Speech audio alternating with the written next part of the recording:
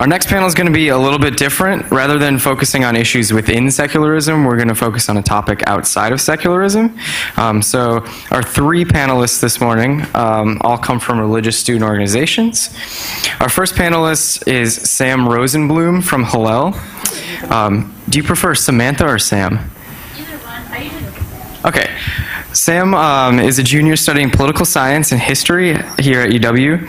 She found her passion for interfaith discussion through the Muslim-Jewish Volunteer Initiative, an organization that seeks to foster understanding through volunteerism, a pillar of both faiths. She is currently a religious and community life intern for the Reform Minyan at the University of Hillel and is also involved in College Democrats and the Distinguished Lecture Series. Please welcome Sam Rosenblum. Yes. I'm sorry. It's all good. Our next panelist comes from our own ranks in AHA. Chris Calvi can be credited with revitalizing AHA and turning it into everything it is today. He has held practically every position that can be held in AHA, including president, vice president, and executive director. He's also the creator of the Free Thought Festival and one of my best friends. Please welcome Chris Calvi.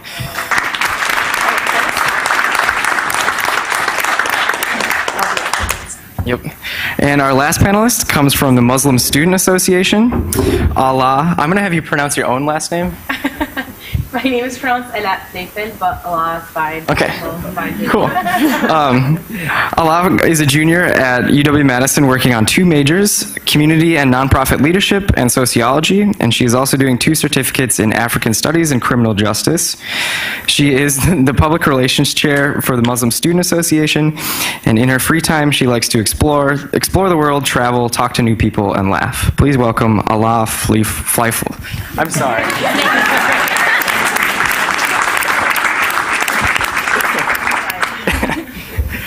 This morning they will be talking about the umbrella topic, religion and morality. And now I'm going to hand it over to Margaret again, who will be moderating this panel. I have my lapel, and I know it's on now. It's on for sure. Good, great. All right, welcome everyone. Welcome back. Me again. So this panel is on religion and morality. You've met our panelists. We have the umbrella topic of religion and morality, as Sam said. We again have 4 subtopics. The first one is, where do we get our morals from?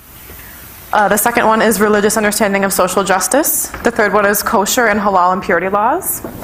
The fourth subtopic is the concept of where evil comes from in morality. So when panelists would like to speak, they can raise their name placards if discussion gets kind of quick.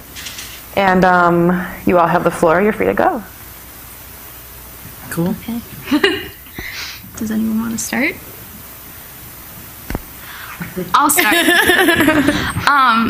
So when I first heard about this topic, I actually thought it was really interesting. I was like, I can't speak on this.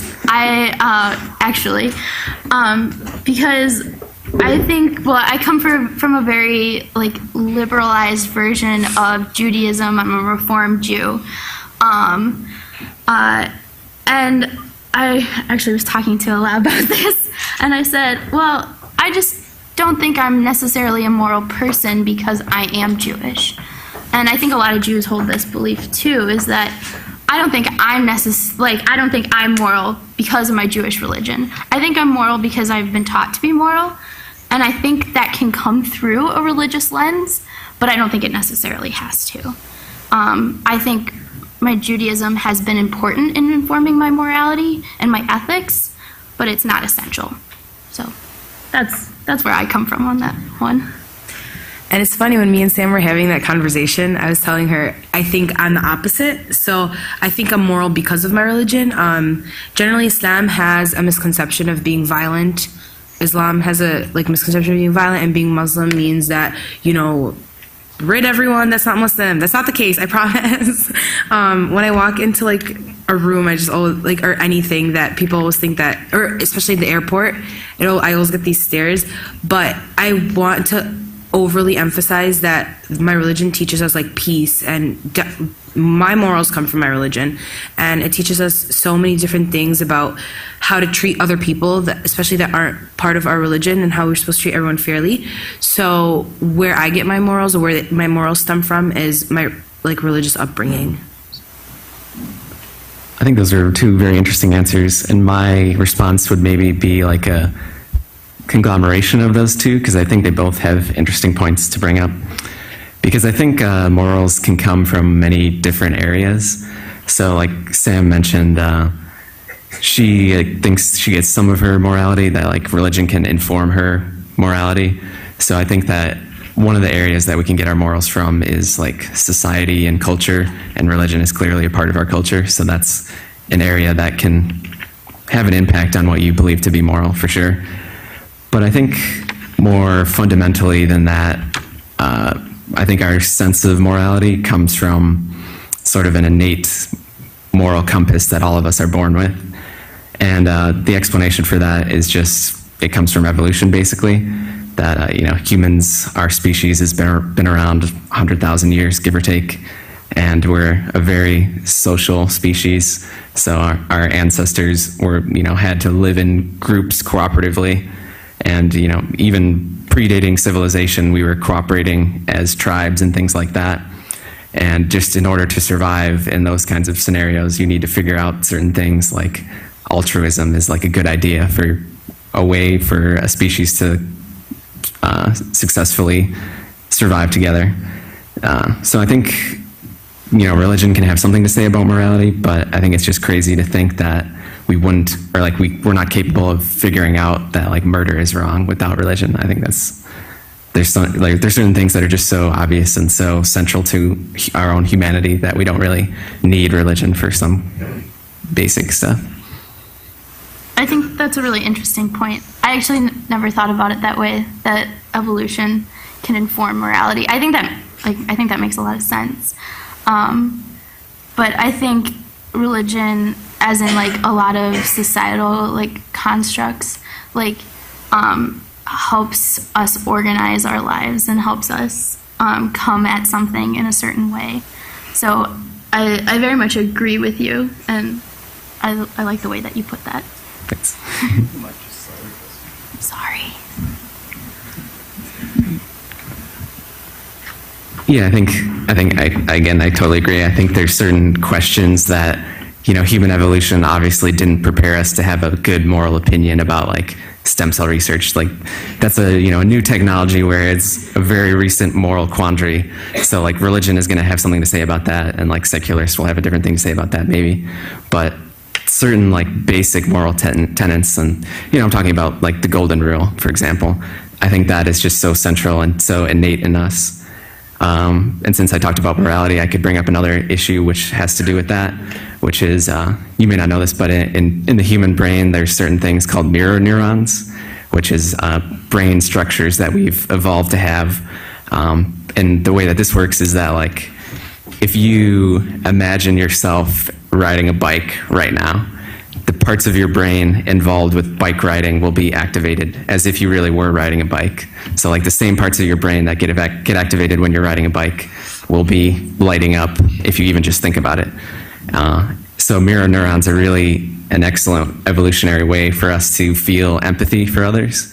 So like if you watch a YouTube video where like, maybe you've seen ones where like a crazy Russian guy is like hanging off a building by one hand, then like you feel that stress and like your palms will start sweating and like your heart is racing, and that's just because your brain is so good at mirroring the experiences of other people that like you can't help but put yourself into their situation.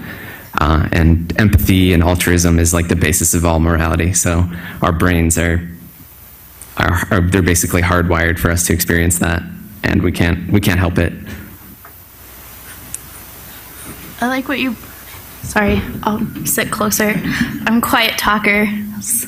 I think it's really interesting that you brought up the golden rule, because that's actually in the Bible.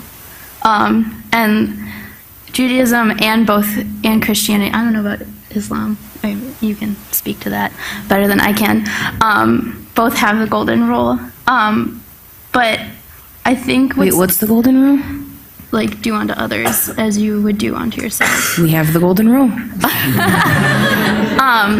I think the difference between like the Christian one and the Jewish one is that like it's like do unto others as you would do unto like yourself, And then like the other one is like the negative version of that statement. So like, don't do unto others as you do unto yourself. But I don't know which one's which, and I'm very sorry for that. But I think it's interesting. I think I kind of want to go back to what you were saying. Like, I think the mirror neurons thing is really interesting. And if you guys listen to podcasts, Invisibilia did a really interesting podcast about mirror neurons, which I recommend. But I think it's interesting to think about how we as a society, like, form. And I think that, like, I don't know, it's sometimes really hard. Like, people can be chaotic, I think, at times. And I think religion, at least for me, is a good way to, like, organize life. And I don't think you necessarily need, like I said before, I don't think you necessarily need religion to be moral, but I think it is a way to organize morality in your life and in society. So to speak about the golden rule, I don't think it's necessarily, okay, so it's in Arabic, and it's like sayings, I guess. So it's treat other people as you would like to be treated, or in a sense. And when I was younger, I was like, so if I wanted to buy a pretty purse, that means I have to buy my friend a pretty purse. And then the guy of my religious thing was like, I mean, in a sense, yes, but in a sense, no. And I was like, okay, like that's how I understood it when I was younger. But like getting old, like as you grow up, you start realizing, for example, if I am walking down the street, I wouldn't want somebody to cut me off, so I don't cut that person off. Just like basic moral things that you do out of respect for other people. So I that ties into morality in itself, that, you know, your morals of how you expect to be treated, you wouldn't want to treat someone else. And even if you don't get treated well, you still shouldn't treat another person horribly or not as well as they treated you. So sorry, I think I saw questions. And yeah. Sure. So you guys were saying that you're getting some of your morals from religion. I'm just wondering, like, what basis does the religion get their morals? Like, how does, you know, so you're saying, like, religion as this moral authority, where does religion get its ideas of what's moral and what's not? Definitely. That's a good question. That's a really interesting question, and I feel like that's a theological question that is beyond my capacity. But I think maybe this is just my view as a Jew, is that Jews have been historically persecuted, like a persecuted people. And it's really central in Judaism, like the concept of justice is a very central part of Judaism. And I feel like I get a sense of my morality because it's actually interesting. I'm not from Wisconsin, and I've actually never really felt like a minority until coming here. And I've actually become more religious since coming here because this is the first time that I've really felt like a minority person. But I think I lost my train of thought. But the point is that justice and the idea of like tikkun olam, which is repairing the world, that we need to help other people because we know how that feels, because we've been through that. And I think that's how my religious background can fuel my morality, because of the very virtue of me being a minority. All right, the panel has to move on to the second subtopic. Excuse my stammer, wow. The religious understanding of social justice. I kind of hit on that. I guess I can answer your question and I guess hit this. So social justice is a big part of being Muslim, and basically human rights. I know I cannot stress this enough. What's going on in the world today should not be going on in the world today.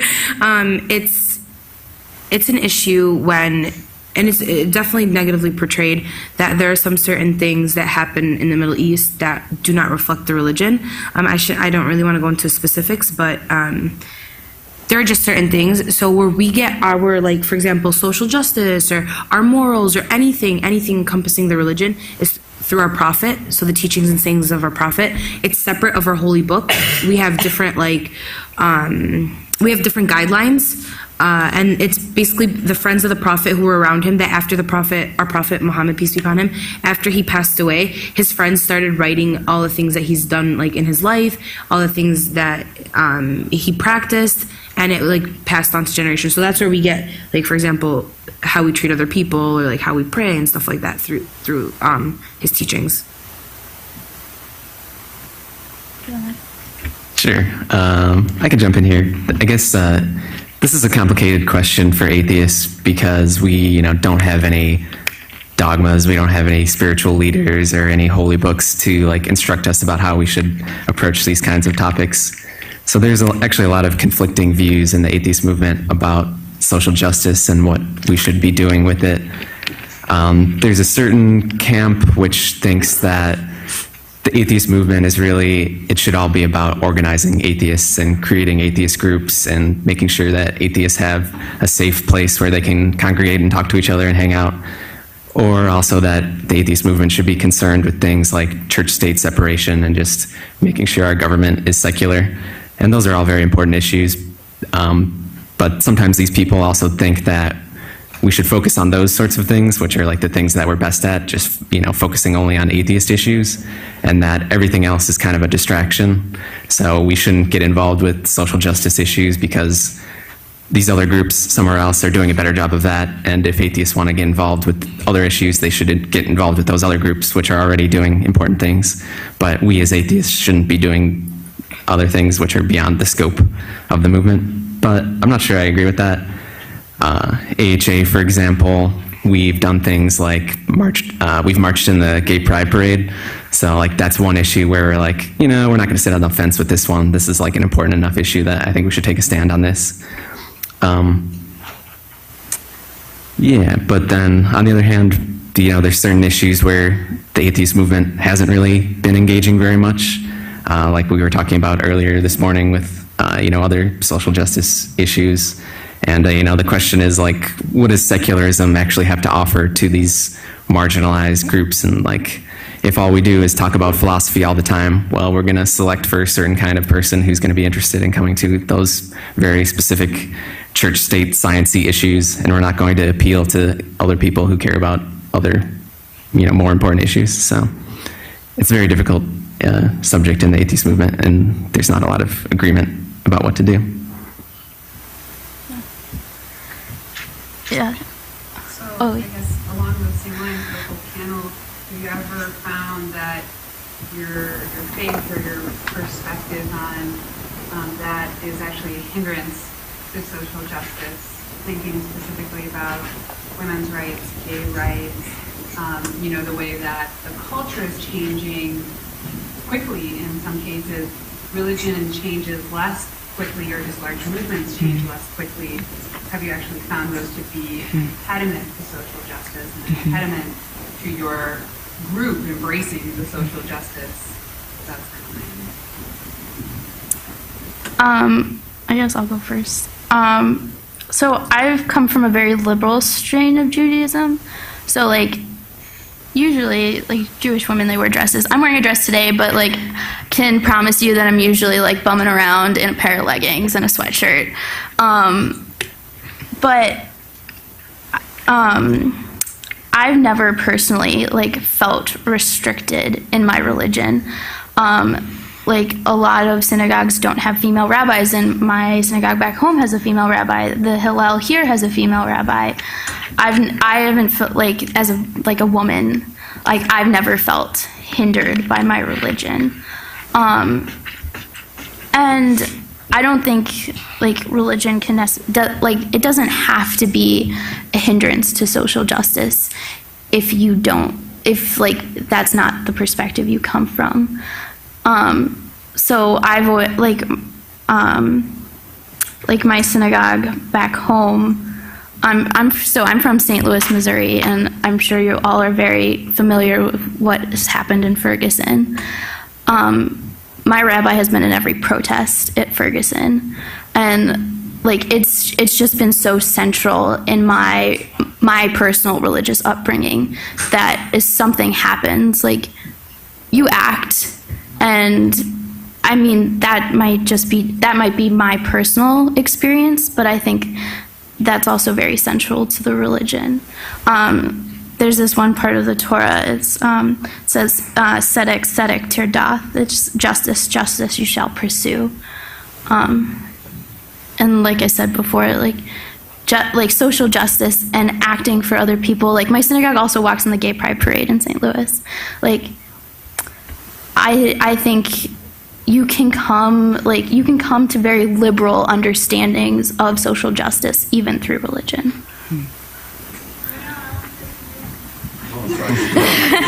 This panel is meant to be a little bit less interactive than the last, just because it's a bit more controversial of a topic, and because the religious attendees of our conference sometimes feel more like guests than like members of the secular community. So just to keep things more comfortable for them, limited audience participation is requested in the rest of this panel. Thank you. I could jump in here too. Or were you about to go, Sarah? Sorry, I talked for a long time. No, please go for it. So I was going to mention, in response to your question, I think atheism can be somewhat of a hindrance to getting involved in social justice kinds of issues, or at least it's not helpful, just because atheism, pure atheism is merely the lack of a belief in a God. So there's no call to action there specifically, I'm talking about pure philosophical atheism.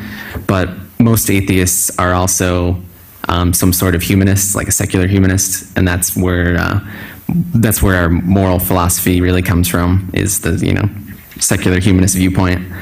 And that would be basically the view that atheists believe that this is the only life that we ever get, and our life here on earth is very short and our time is very precious, and just the fact that we don't believe in a God, so we don't think any help is ever going to come from above. So whenever we see suffering or injustices in the world, we know that it's totally up to us humans to combat those and try to correct those issues. So I really like what you had to say about, when you see injustice, like, you really have to go do something about it.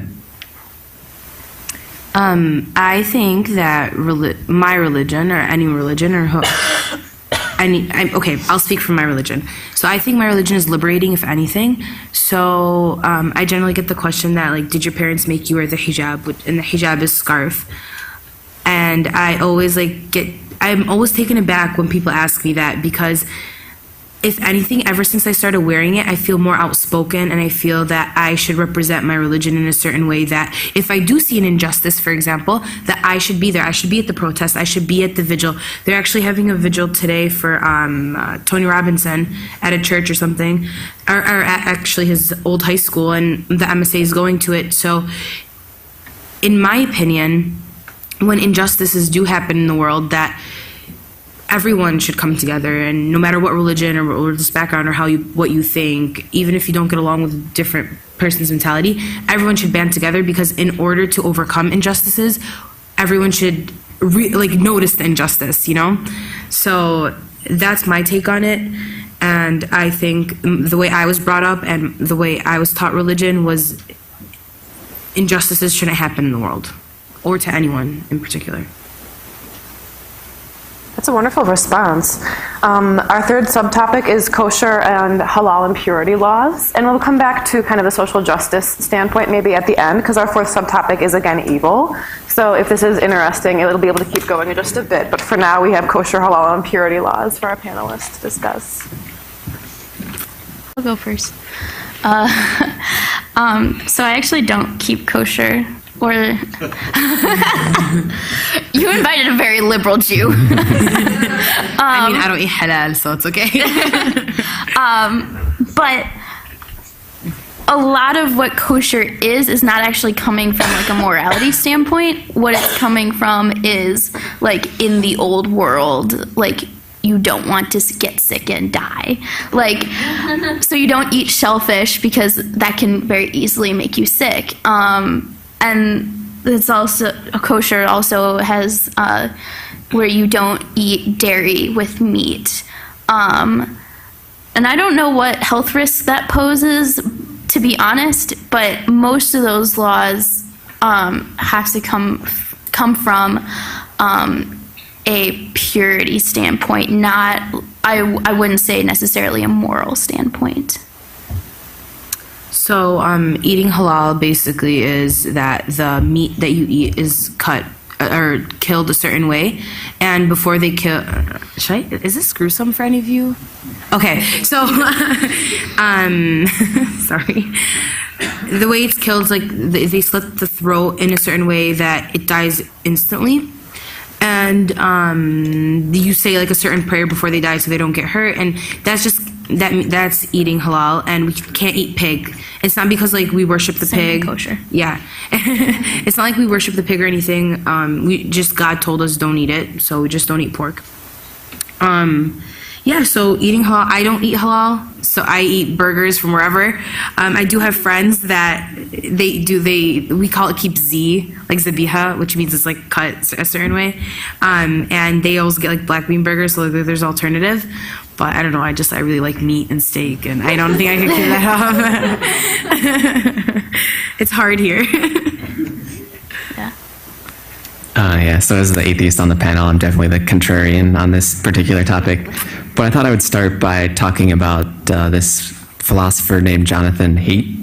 And he talks about, he studies moral psychology, and he basically figured out that every moral question that anyone cares about can really be boiled down to about 5 or 6 different moral spheres, and everything falls within one of those 5 or 6 topics.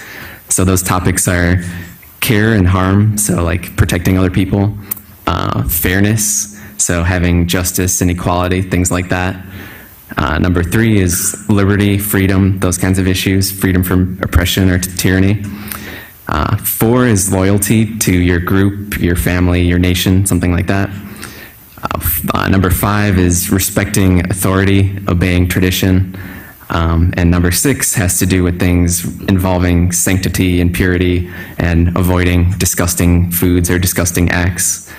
And the really interesting thing, and you might have already noticed this about yourself, is that conservative people view all 6 of these moral issues as about equally important. But if you happen to be a liberal person, you probably noticed that you cared a lot about the first 3, so fairness, liberty, harming other people. But if you're liberal, you probably didn't really care about the last 3, which are respecting authority. Atheists hate that.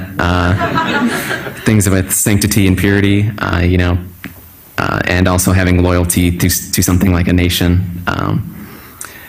So I think with this particular topic, my brain is just very different than the brain of maybe a religious person. So I just don't have any conception of purity, and I don't think there's any to me, or I'll just speak for me specifically, there's no logical reason that purity makes any sense at all. Like the idea that you shouldn't eat pigs, for example, just seems totally arbitrary. And if you had a different religion, that religion could say don't eat carrots, and there's nothing really underlying that, and there's no moral justification for it.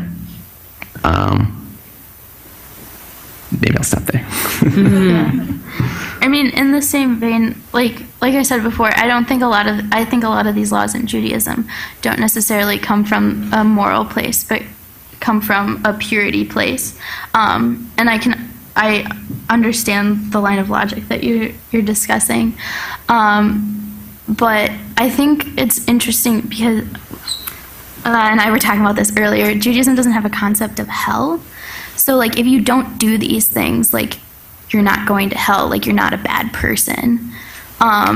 So I don't believe because I don't keep kosher that I'm going to hell, and I don't think that I'm a morally, or I'm an amoral person because I don't keep kosher, or I don't follow certain purity practices.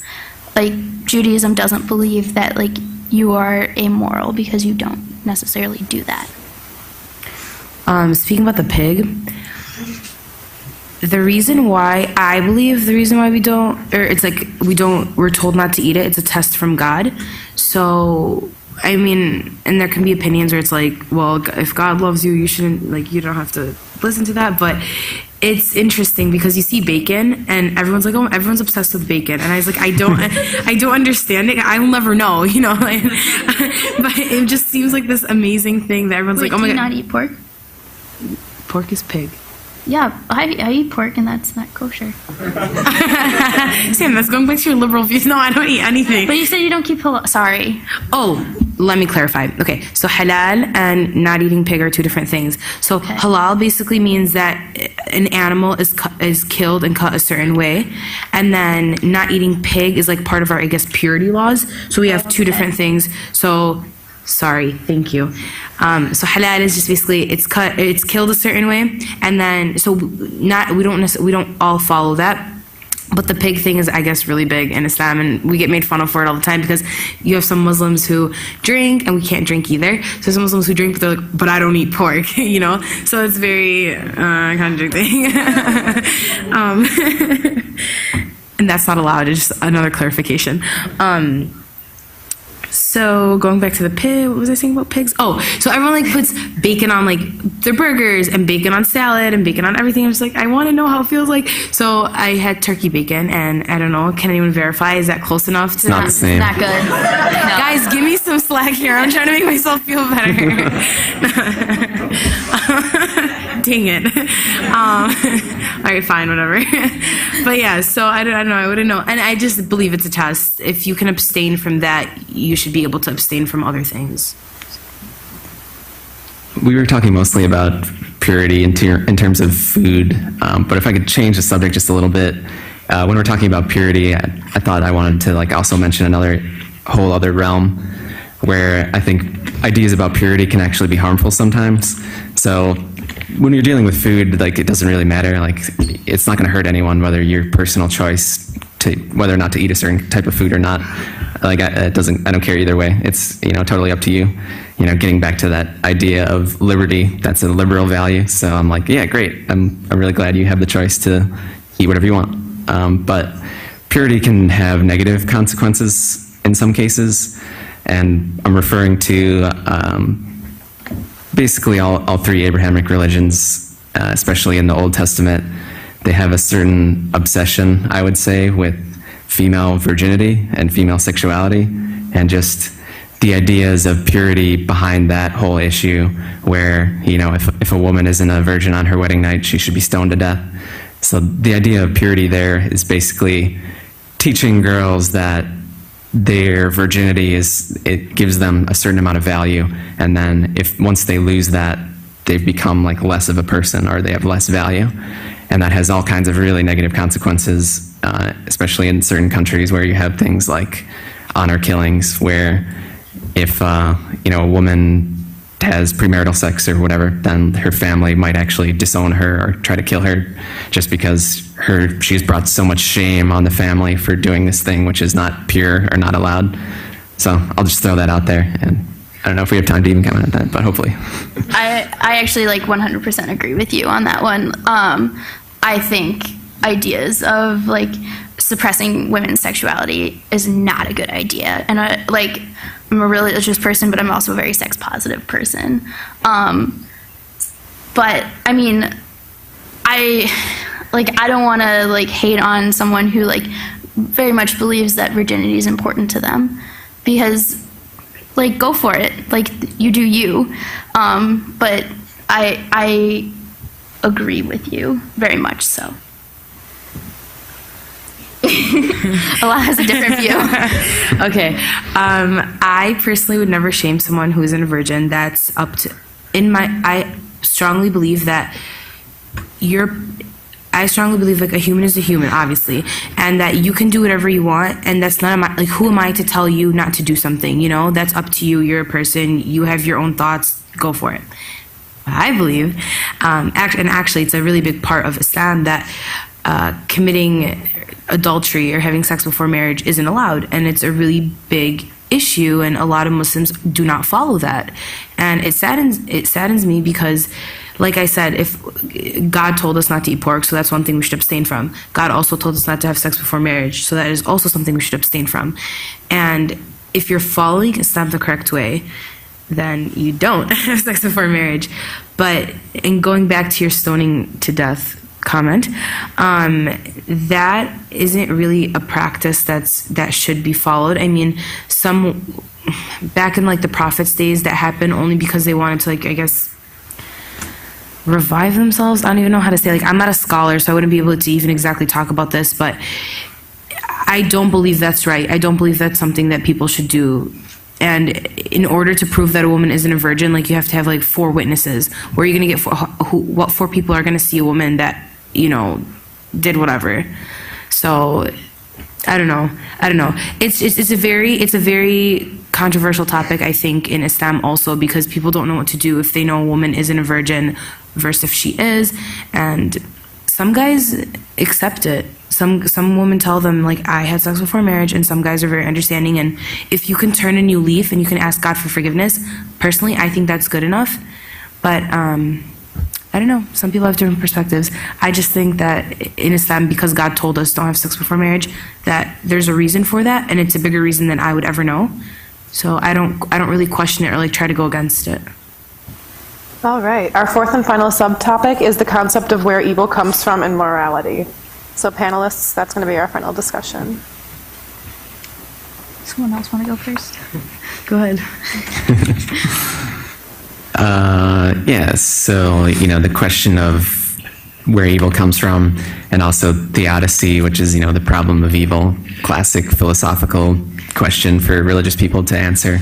You know, I don't know if we want to get into it, but, you know, the question is, if God is all-knowing and all-powerful and all-good, then why is there evil and suffering in the world? And there's lots of, you know, various apologetic responses to that. But I think for atheists, that's not really a problem. Like, that's not a big mystery to us. We don't really have any conception of like a supernatural good or a transcendent evil. There's like good actions and evil actions, but those are only things that are done by humans to other humans. There's no, you know, supernatural forces that are, you know, creating or causing good or evil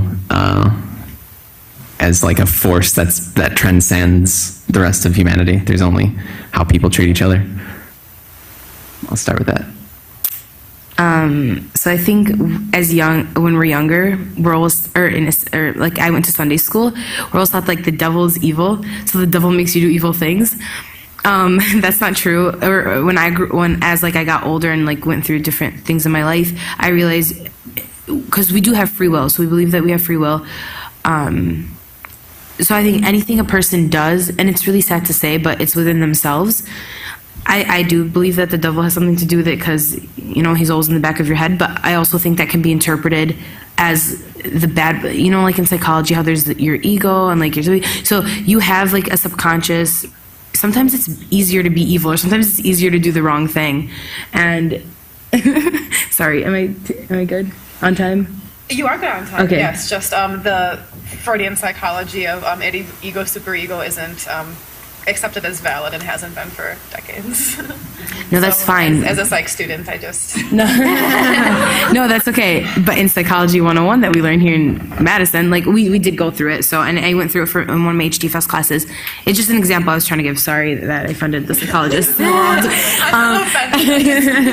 Just that there is, okay, sorry. So there was a thought that was like that, whatever, that people have. Anyways, moving on. Okay. Let me collect my thoughts.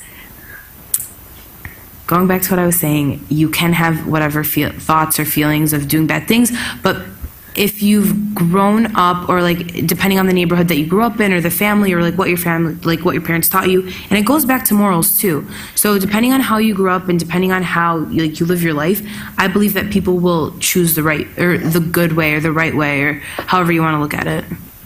I don't know if there's also like different definitions of being good. So I don't know, it just depends. Okay, so I personally have a really hard time with this question because I don't know, like, theologically, I hope that's the right word for it, but I don't know in Judaism where evil comes from. And I guess maybe I'll just speak personally on it. I just personally like to believe that people are inherently good. I think I have too high of a trust in humanity. I've been told that.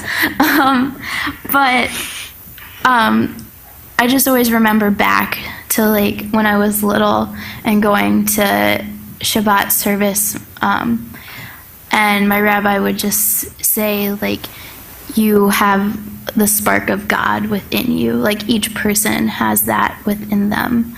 And, like, each person can do such great things. And I just personally have a hard time, I don't know, I guess, conceptualizing where evil comes from in the world. And that's just me. So that's all I have to say. I think those are both interesting comments from you guys. I think, Ala, you were mentioning that environmental factors can have an effect, like the area you grow up in. So that gets back to like where morality comes from, and I think that your environment plays a big role in that. And if you grow up in a place where like you're starving, and then you might be forced to, out of desperation to do certain things which are immoral, but you're just sort of a victim of your circumstances. And I also agree with what Sam had just mentioned about people being inherently good. I think I also agree with that. Again, what I said in the beginning about how our brains are hardwired for morality and altruism and empathy. But there is a caveat to that, which is that people's brains are usually hardwired for that sort of empathy, but they're not always. And the people who lack that source of empathy, they're called psychopaths. So it's actually quite disturbing. 1 or 2% of our population are psychopaths, and they just totally, lack that sense of concern for how their actions affect the, suffering or well-being of other people. And the worst thing of all is that if you actually look at CEOs of companies, they are overwhelmingly overrepresented as psychopaths. So the people in the world who have really the most amount of money and the most amount of political influence and the most amount of power, these are also the people who happen to be psychopaths, which is just terrifying. And it explains a lot about how screwed up the world is, I think. I think NPR did a story on that. I listen to a lot of NPR. NPR is great. We're on the same page there.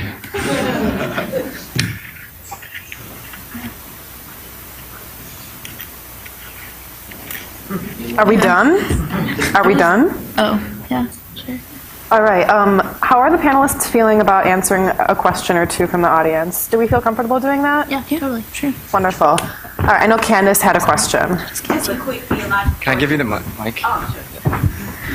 For Judaism. Just a quick theological question for Judaism. With the relationship to Christianity, were you guys not taught about Lucifer and angels falling from heaven and rebellion and that being the source of evil?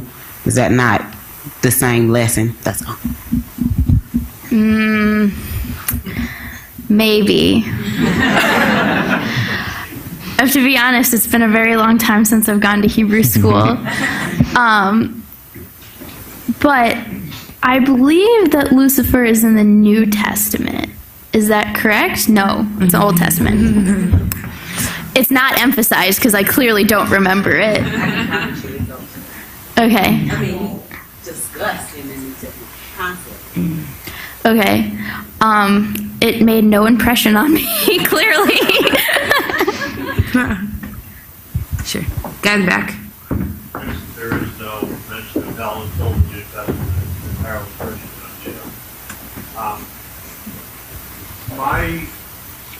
My question on morality is that in the Christian faith, and I realize none of you are Christian, but I get a little frustrated at the idea of telling children that they have this inherent evil, that they're damaged goods, simply because of something that, theoretically happened way back in, the Genesis story. No. I find that problematic because I feel like any child is inherently good, and to suggest that they're not, as a basis for religion, that really frustrates me. I actually want to point out that we are taught when we're younger that kids are born pure.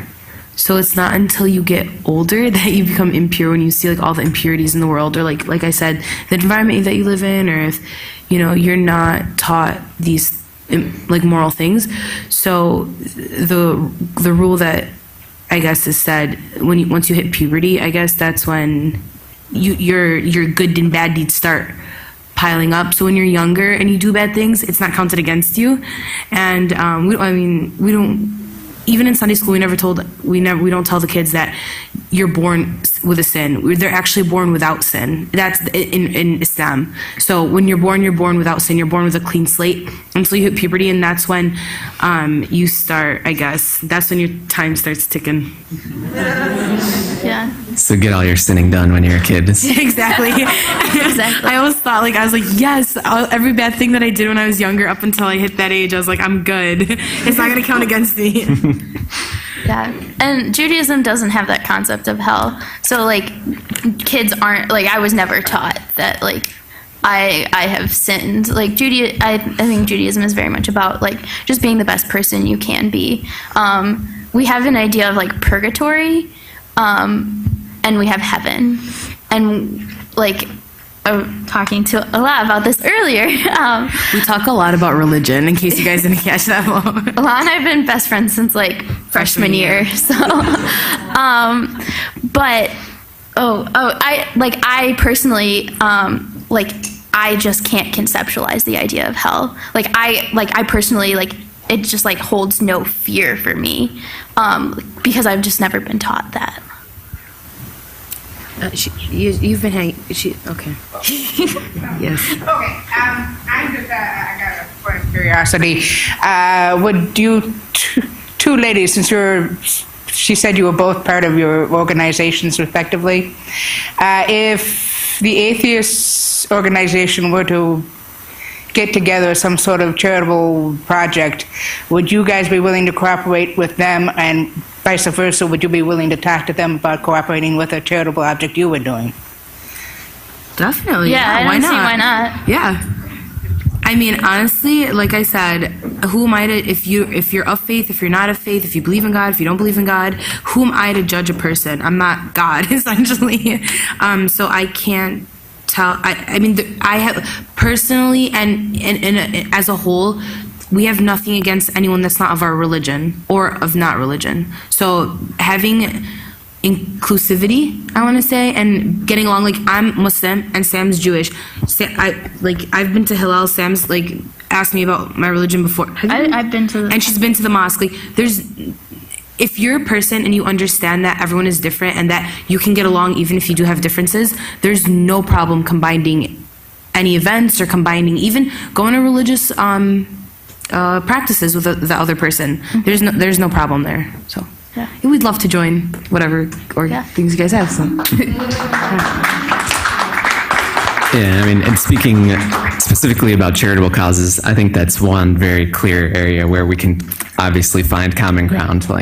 We know that homelessness or hunger in Wisconsin or in Madison, obviously all religions are going to agree that that's a problem. That's human suffering, basic logic, that's something that we could all agree on. We should work towards alleviating that kind of suffering. So I think there's lots of opportunities for collaboration with interfaith dialogue and things like that. Yeah. All right, it is 12 o'clock noon, so that concludes our panel. So I want to hear a round of applause for Allah, Sam, and Chris, our great panelists.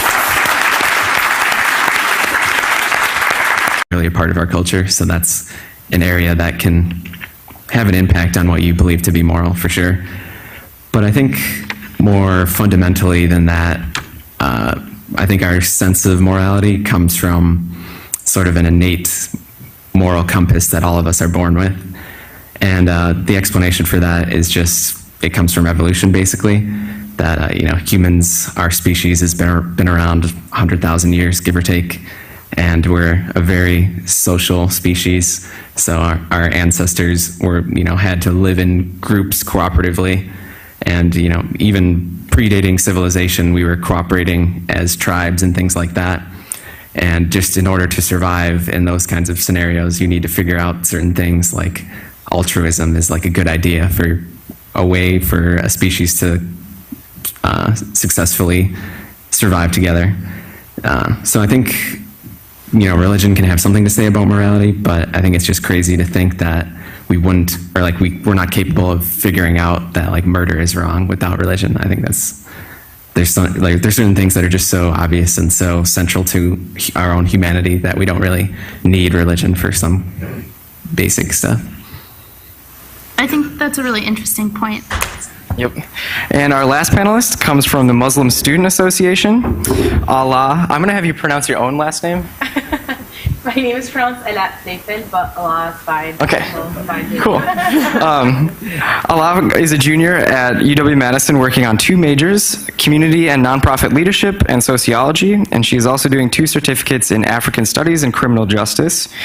She is the public relations chair for the Muslim Student Association, and in her free time she likes to explore the world, travel, talk to new people, and laugh. Please welcome Allah Fleifel.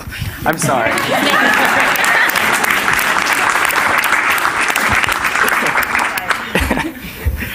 This morning they will be talking about the umbrella topic, religion and morality.